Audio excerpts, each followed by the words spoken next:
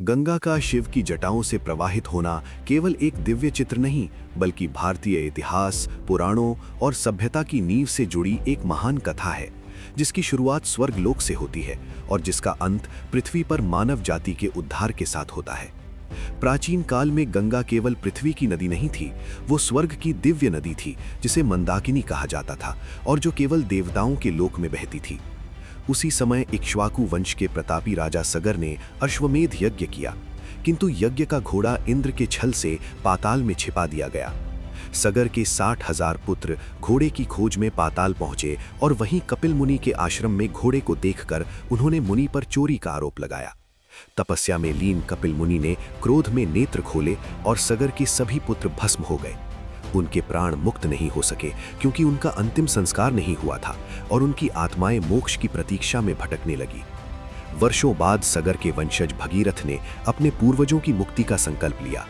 उन्होंने जाना कि केवल स्वर्ग की गंगा ही उन आत्माओं को मोक्ष दे सकती है। भगीरथ ने हिमालय में कठोर तपस्या की, सहस्रों वर्षों तक एक पैर पर खड़े होकर ब्रह्मा की आराधना की। तपस्या से प्रसन्न होकर ब्रह्मा प्रकट हुए और गंगा को पृथ्वी पर भेजने की अनुमति दी, किंतु उन्होंने चेतावनी दी कि गंगा का वेग इतना प्रचंड है कि यदि वो सीधे पृथ्वी पर गिरी तो धरती टूट जाएगी। अब समस्या ये थी कि उस अपार वेग को कौन संभाले। तब भगीरथ ने शिव की शरण ली। कैलाश पर महादेव ध्यानमग्न थे, स्थिर, निश्चल, ब्रह्मांड से परे। भगीरथ की तपस्या ने शिव को भी प्रसन्न कर दिया। शिव ने गंगा को अपनी जटाओं में धारण करने का वरदान दिया। जब गंगा को ये ज्ञात हुआ कि उसे पृथ्वी पर उतरना है तो उसे अपने वेग और शक्ति पर गर्व हुआ। उसने सोचा कि वो अपने प्रचंड प्रवाह से शिव को भी बहा ले जाएगी, किंतु जैसे ही गंगा आकाश से गिरती हुई आई, शिव ने उसे अपनी जटाओं में कैद कर लिया। वो प्रचंड वेग जो पृथ्वी को तोड़ सकता था, शिव की जटाओं में फंसकर शांत हो गया।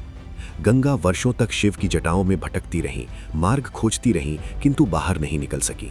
तब भगीरथ ने पुनः शिव की आराधना की और शिव ने करुणा से अपनी जटाएं खोली। उन्हीं जटाओं से गंगा धारा बनकर धीरे धीरे पृथ्वी पर उतरी।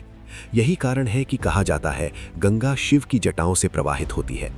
गंगा पहले हिमालय में उतरी, फिर भगीरथ के पीछे पीछे चली, इसलिए इसे भागीरथी भी कहा जाता है।